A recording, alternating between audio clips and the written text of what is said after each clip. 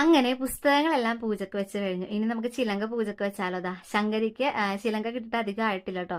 അപ്പൊ ഞങ്ങൾ രാവിലെ ഞാൻ സൗമ്യയും കൂടി ചിലങ്ക അമ്പലത്തിലൊന്ന് പൂജിച്ചായിരുന്നു. ഇനി ഇത് നേരെ ഡാൻസ് ക്ലാസ്സിലോട്ടാണ് കൊണ്ടുപോണത്. അപ്പൊ അവിടെ ചെന്നിട്ട് നമ്മൾ പൂജക്ക് വെച്ചിട്ട് വിദ്യാരംഭത്തിന് അന്നത് എടുക്കാട്ടോ. ദേവിയമ്മക്ക് നേർച്ച ഇട്ടിട്ടാണ് ഞങ്ങൾ പോണത്.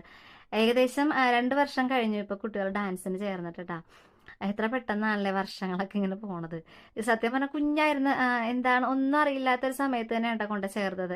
നമ്മളെല്ലാ മാതാപിതാക്കളെയും പോലെ നമ്മുടെ കുഞ്ഞുങ്ങൾക്കും നമ്മളെ കൊണ്ട് പറ്റാത്തത് കിട്ടട്ടെ എന്ന് വിചാരിച്ച് നമ്മൾ കൊണ്ട് ഒന്ന് ചേർത്താണ് കേട്ടോ. എത്രത്തോളം പോകുമെന്ന് നമുക്കറിയില്ലായിരുന്നു. പക്ഷെ ആ കുഞ്ഞുങ്ങൾ നന്നായിട്ട് കളിക്കണം കണ്ടപ്പോഴത്തേക്കും നമുക്ക് പിന്നെയും പിന്നെ അവരുടെ കൂടെ നിൽക്കാനും അവരോടൊപ്പം അവരെ മുന്നോട്ട് കൊണ്ടുപോകാൻ തന്നെയാണ് കേട്ടോ നോക്കിയത്. അപ്പോൾ ഇനിയും അങ്ങനെ തന്നെ പോകട്ടെ എന്ന് പോകുമെന്ന് വിശ്വസിക്കുന്നു കേട്ടോ. അങ്ങനെ ടീച്ചറും കുട്ടികളെ കൂടി ക്ലാസ് റൂം നന്നായിട്ട് അലങ്കരിച്ചിട്ടുണ്ടായിരുന്നു. വരുന്ന കുട്ടികളുടെ എല്ലാം ചിലങ്ക വാങ്ങിച്ച് പൂജിച്ച് ടീച്ചർ പൂജ വെച്ചായിരുന്നു കേട്ടോ. പിന്നെ നമുക്ക് അവിടെ നേദിച്ച നേദ്യമൊക്കെ തന്നായിരുന്നു. ഞങ്ങൾക്കും കിട്ടി. ഞങ്ങൾ അതിൽ പങ്കെടുത്താണ്, ഞങ്ങൾക്കും കിട്ടിയായിരുന്നു കേട്ടോ. അങ്ങനെ ഞങ്ങൾ അതൊക്കെ കഴിച്ചത് കുഞ്ഞുങ്ങളുടെ കുറച്ച് ഫോട്ടോസും വീഡിയോസൊക്കെ എടുത്തിട്ട് ഞാൻ നേരെ അവിടെ നിന്ന് പോരുക ചെയ്തത്. ഡാൻസ് ക്ലാസ്സിന്റെ തൊട്ടപ്പുറത്ത് തന്നെ അമ്പലം കേട്ടോ. അവിടെ നവരാത്രി പൂജയോടനുബന്ധിച്ച് ഭജന ഉണ്ടായിരുന്നു. പിന്നെ ദേവി അമ്പലത്തിൽ പിള്ളേരുടെ അരങ്ങേറ്റം ഉണ്ടായിരുന്നു കേട്ടോ.